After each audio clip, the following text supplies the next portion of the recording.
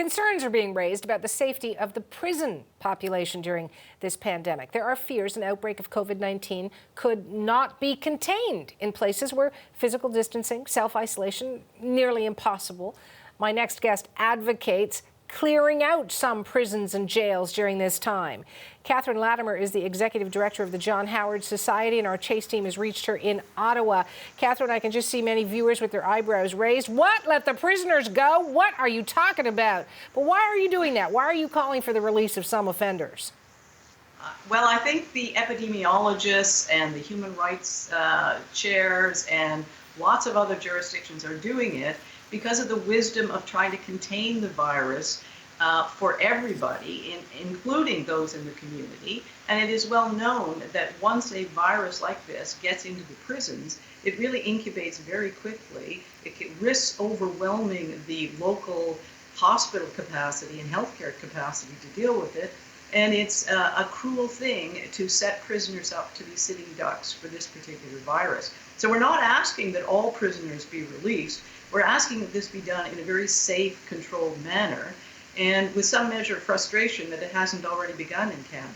So who would get released? What kinds of criminals?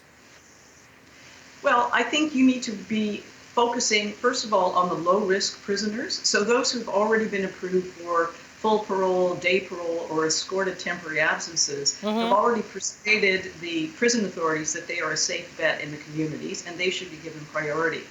The other group that should be given priority are those that are particularly vulnerable because of their underlying health conditions should the virus get in the prisons. So they could quickly contaminate other prisoners, and they could, really not do well if the virus got to them. So that would be another group. And the third group would be those who could be safely subjected to house arrest in the community. So if they have residences that they can go to and they're willing to be subjected to electronic monitoring or whatever other conditions are needed to keep the community safe and to keep them out of harm's way, then I would say let's move them out as well. And what about people who don't have a home to go to and don't have the option of wearing an ankle bracelet so that authorities would know where they are and at all times? Where do they go? Well, that's a very good question, and some will remain in the prisons, and we need to do what we can to provide absolute protection as much as we can for those who do remain in the prisons. But there are options in the community that need to be explored, and I think it requires some out-of-the-box thinking. I mean, if you realize that all of the university residences, for example, are vacant, and if you look at, tourism, which is probably the low ebb, there's probably some motels and other facilities that could be leased and put into place, particularly for those who need medical supports and closer supervision in the community. I think there are a lot of options, and I have every confidence that Minister Blair can come up with something that works to keep people safe and protect lives. You know that, decisions, I mean, let's not be naive. They're made for public safety, but they're also made for political purposes. How big a hot potato would this be if, the government came out and said, we're going to release prisoners back into the community? There just has to be a big strategy, right? Have you got one that you can talk to them about, that you have formulated, that makes people not afraid? I think we do. I think the use, for example, of the Governor General's respite powers is a particularly useful tool, which doesn't forgive people their sentences. It allows them to be moved temporarily out of correctional facilities and housed elsewhere in order to, and only temporarily until the COVID-19 risk abates. I think it's very important for people to know that we're a lot better at managing the risk of recidivism in the community than we are at managing a pandemic, particularly a pandemic that's hitting total institutions like prisons. And we need to act now, and it's for the greater good of the community that we need to act. We're not trying to unleash criminality willy-nilly into the communities. We would take every measure possible to protect people, and there are lots of prisoners who can be safely released in the communities.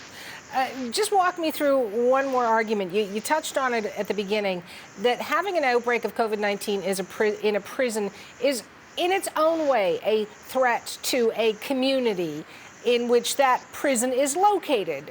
How so? Well, because the virus would not be contained in the prison. People go in and out of the prisons all the time. So if you get a rash of people with the virus in a prison, it is going to spread to the local community.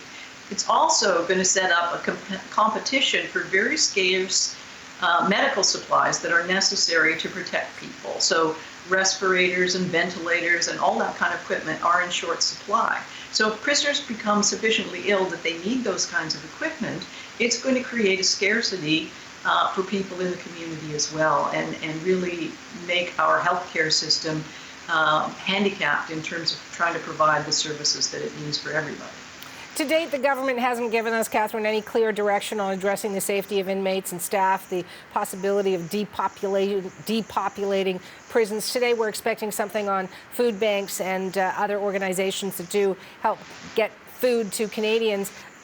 How quickly do we need to act when it comes to this prison story? Well, it would have been better if we'd acted already. So time is of the essence.